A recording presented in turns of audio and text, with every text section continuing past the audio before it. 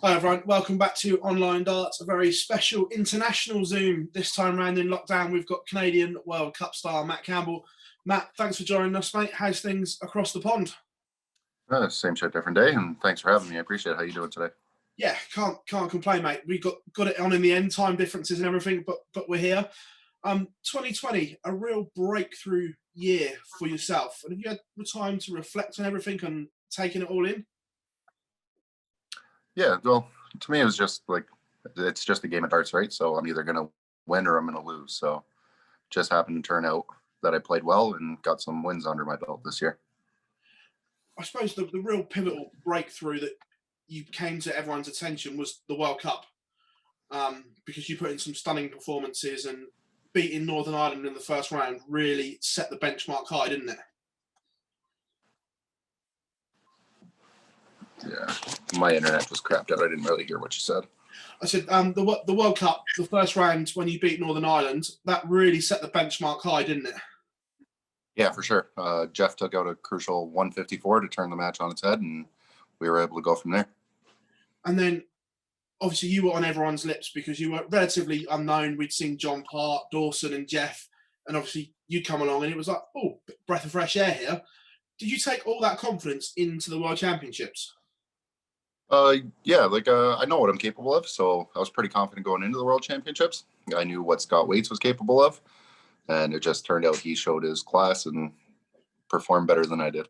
Yeah, obviously on that World Championships, obviously you performed really, really well, which must have been pleasing. But were you still disappointed to obviously lose from being 2-0 up? Yeah, it was rough. All that I kept thinking was just hold your throw, just hold your throw, and then I broke them. Makes me kind of wish that I didn't break them because I couldn't bring myself back down to reality from that. But he threw an awesome 11 dart leg in the final leg, and nothing you can do about it. When that moment happened, and obviously you lost, but did you in later reflect and thinking, hang on a minute, I can compete with the very best on the tour? Well, the way I looked at it was like I knew I was going to go to Q school regardless what happened with the World Championships. So the World Championships was just like the beginning of the year. So whatever happened, and I still had a full year to look forward to. Cool, that's good. We'll come on to Q school in a minute. Obviously, then going back home to Canada, what was that like? Because I know Jeff has struggled with the quarantine when you go back and everything like that. Did that suck a little bit? Oh yeah, it's terrible. I've got to stay in your house for 14 days. Can't even go out get a coffee. It makes life pretty miserable. Yeah, I can imagine. But I bet it was nice being back home for New Year and everything like that to spend with your family. Yeah, that was the good part. But like in quarantine, I can't really see my family anyways. So yeah, I'd rather spend it over there playing the darts if I can't see them. But for those that don't know, obviously you still work full time in Canada, family and everything like that. So it must be hard to juggle the two. Yeah, it's tough to find the time to practice really because you go to work, do your daytime job, and then come home with the family, do your nighttime job. Yeah. And by the time you want to practice, like, oh, screw this, I just want to go to bed. What do you actually do for a living? But I'm a welder. Ah, cool. So quite a full on job then to then go and practice as well. Yeah, I can't really say just time to give it up, but hopefully one day I'll be able to. Well, I was just going to touch on that. If it all goes to plan and you win your tour card, are you in a position, obviously, with a relationship with work and everything like that, that you can come over, do the tour, and still go back and everything like that, work-wise? Yeah, my work's actually pretty easygoing about it. They understand what I'm trying to do, and as long as I'm booking the time off, then they don't really mind. They have replacements, so.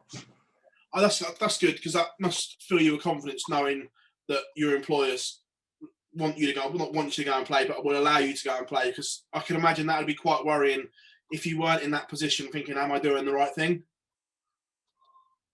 Oh yeah, for sure. Kind of tough to give up your full-time job and livelihood to chase a dream, right? So 100%. Looking back, obviously, 2020 was a write-off for everyone. Were you worried about your form with not a lot of CDC action happening heading into the Uh, World Cup and the Worlds? Actually, I really wasn't. Like my last live tournament before the CDC was in February, and then all this was going down. So I just thought the whole year would be a write-off, like no tournaments, no traveling over.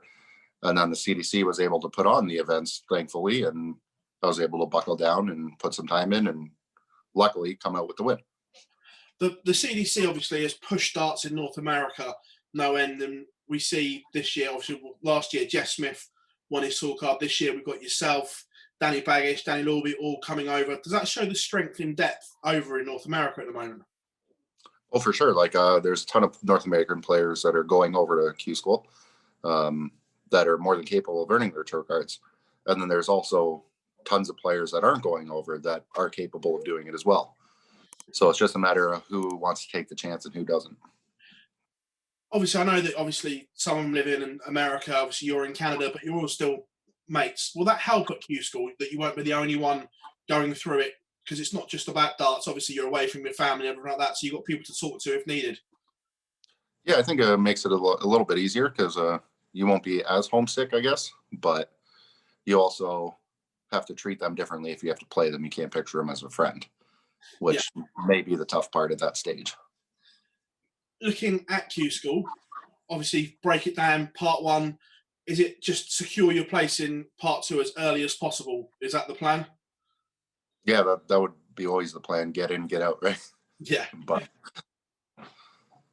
Are you mentally prepared for what it's going to be like in the bubble in Milton Keynes? Have you spoke to Jeff what it's like playing in these bubbles? Because a lot of players have struggled mentally with it. yeah, I don't think you could ever really be prepared, but just got to go in with the mindset of it's just another tournament.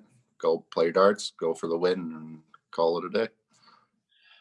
If it all goes well and you are a tour card holder, then the dynamics change, and do your approach to darts change? Um, I don't know if the dynamic will change. I kind of put in the time that I can, but I believe if I get my tour card, I'll have more opportunity to put the time in. So I think it's still going to be the same thing as I like playing competitively. I don't want to lose. Obviously, nobody does. So I think it'll just be the same mindset on a higher level.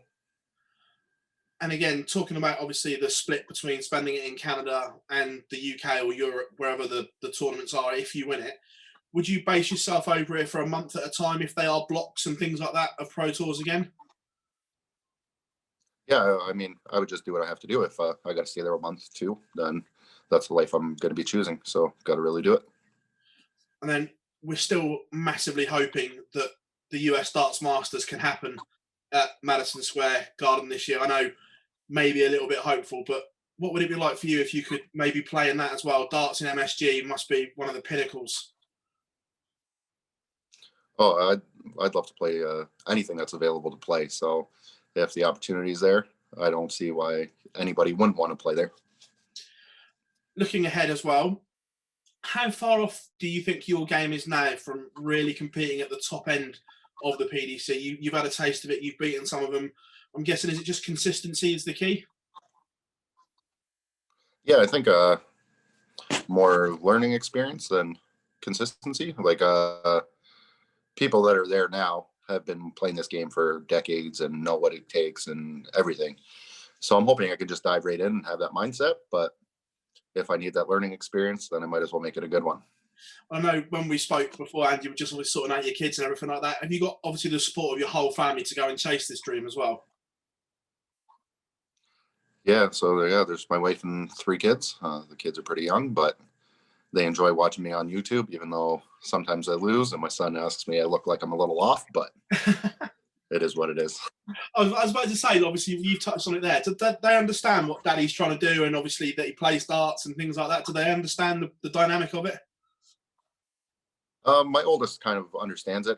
He's more thinking that if he sees something on YouTube, that person is YouTube famous. He's down that road, but yeah, he's starting to play a little bit more, working on his numbers and stuff like that. So I think he understands what's really going on. My other 2 are 5 and 4, so they just really don't care. Fair one. And obviously, Yeah. things like that. Obviously, seeing you on YouTube and Jeff playing, the dynamic of TV is obviously changing to more streaming and YouTube based. Do you think seeing yourself, Jeff, and everyone play more will help push darts in North America as well? I think if they play more, it'll make everybody want to bring up their game. But also playing on streams to playing in live events is different kind of obstacles to overcome. Yeah. It's good practice in the virtual world, but I don't think it'll ever prepare you for real life events. No, that's a fair one, because obviously we speak to a lot of people over here, and a lot of pros in the UK have really struggled with the streaming aspect of it, because there's no one in front of you. You're just watching a screen while you're not playing. But does that, Simon Whitlock's talked about it, but he said it's actually helped him because he doesn't focus on the players when he's playing them. Are you a watcher, or are you just a head down kind of person when you play? I don't know. I like to watch what they're throwing, but then there's times where I don't even know what I'm doing. I'm just in my own little world. So, but yeah, I'd rather watch them throw their darts and see what's going on than just stare at the floor. Matt, absolute pleasure catching up with you in Canada, mate. Thanks for taking the time. I know you're busy with the kids and that, mate. Massively appreciate it joining us at Online Darts. Thank you very much, buddy. No, thank you.